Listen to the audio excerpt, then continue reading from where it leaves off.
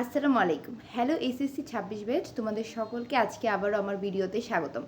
আজকে হচ্ছে আমি তোমাদের কালকে যেহেতু পদার্থবিজ্ঞান প্রথম পত্র পরীক্ষা, তাই পদার্থবিজ্ঞান প্রথম পত্র কীভাবে পড়ে যাবে বা কীভাবে একটা প্রিপারেশন নিয়ে যাবে সেটা নিয়ে হচ্ছে কিছু গাইডলাইন দিব। তো আজকে হচ্ছে পদার্থবিজ্ঞানের আমাদের সময় পদার্থবিজ্ঞান পরীক্ষাটা হয়েছিল, কেমিস্ট্রি এবং হচ্ছে ম্যাথ পরীক্ষাটা হয়নি।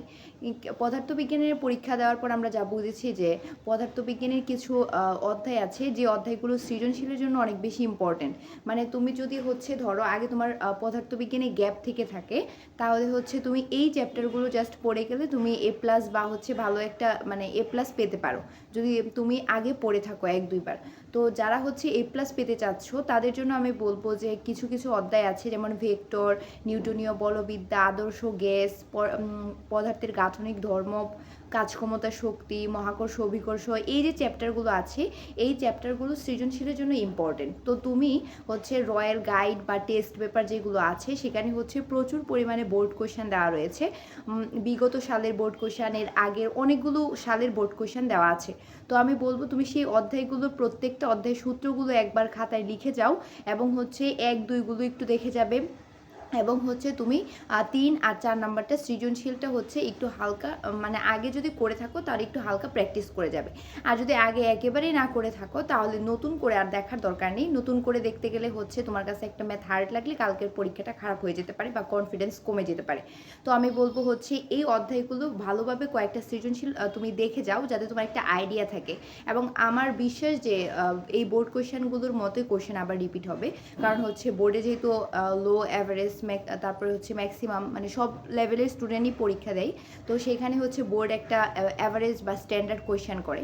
তো সেখানে হচ্ছে আগের বিগত সালে যে বোর্ড কোয়েশ্চেনটি ছিল সেই বোর্ড কোয়েশ্চেনের মতোই অনেকটা প্যাটার্নের প্রশ্ন হবে। তো কালকের পরীক্ষা নিয়ে ঘাবড়ানোর কোনো কারণ নেই। তুমি হচ্ছে এই যে চ্যাপ্টারগুলো আমি বলেছি এই চ্যাপ্টারগুলো ভালোভাবে দেখে যেতে পারো।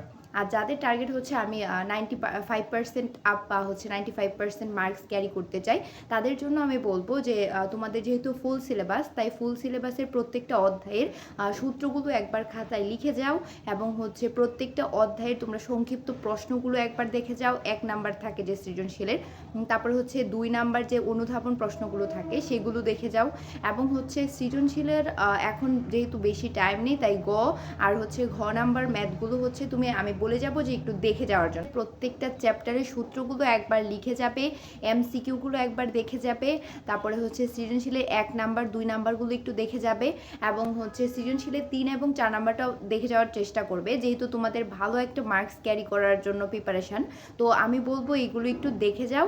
এবং আজকে যেহেতু পরীক্ষার আগের রাত, তো আজকে এত প্রেশার না নিয়ে তুমি হচ্ছে ১২টা পর্যন্ত একটু হালকা পাতলা দেখে শুয়ে যেতে পারো। তোমার মাথা যত ঠান্ডা থাকবে কালকে পরীক্ষাটা তোমার জন্য তত বেশি ভালো হবে। সবগুলো পরীক্ষায় তোমাদের মোটামুটি ভালো হয়েছে, এটাও ভালো হবে ইনশাল্লাহ, কারণ ফিজিক্স আহামরি এত কঠিন না। ইনশাল্লাহ তোমাদের জন্য কালকে পরীক্ষাটা ইজিই হবে।